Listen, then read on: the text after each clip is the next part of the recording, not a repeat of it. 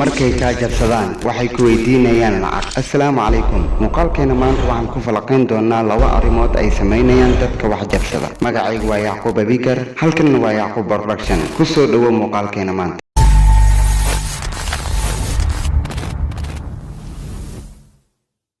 kusoo dhawow mar kale. Maalmahan waxaa socda laba arrin oo u baahan in laga digtoonaado. Midda koowaad waa waxa loo yaqaano talk orifice. Waa qaab ama nooc ka mid ah hacking methodka ay sameynayaan dadka wax jabsada. Oo maxay sameynayaan? Waxay sameynayaan qofka in cinwaanka laga jabsado, kadib qofkaas asxaabtiisa waxay weydiinayaan lacag deen ah. Macnaha asxaabta ayuu weydiinayaa lacag. Waxay leeyihiin saaxiib isbitaal ayaan ku jiraa, lacag deen ah ayaan u baahanahay. Nambarkii hore ee aad u ogeydna waan bedelay, nambarkan ayaan wadaa lacagta midkan igu soo dir. Ama wuxuu ku leeyahay arrimo degdeg ah ayaa i haysato ama isoo galay lacag ii soo dir. Asxaabta waxay u maleynayaan ama asxaabtiisa waxay u maleynayaan inuu yahay saaxiibkooda. Ileen waa cinwaankii lagula sheekaysanayo, waa cinwaankii Faarax ama Xaliimo. Laga yaab inay u diraan. Okay, iska ilaaliya. Maalmahan arrintaas way socotaa, waa lagula soo hadli karaa adiga mise ayada. Maalin dhaweed waxa igu dhacay in 2 maalmood isku xiga sidaan oo kale in lagula soo hadlo.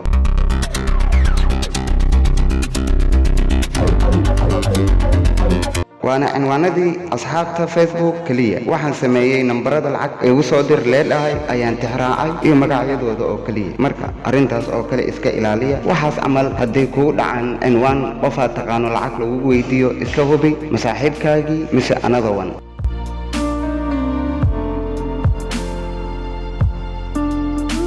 midda labaad ee hackerka ay sameeyaan waa waxa loo yaqaano social engineering oo raacsan psychological trick ama psychological method, eena ah qaab farsamaysan in passwordkaaga isla adiga qofka inaad siiso. Macnaha wuxuu yahay su'aal inay ku weydiinayaan sida saaxiib goormaad dhalatay 1998, xaas ma leedahay, telefoonka nambarkiisa ii soo sheeg 5666555, jaamacada dhigato magaceed Imam University, wiilka ugu horeeyo ee aad dhashay magacii Faarax Ahmed Faarax.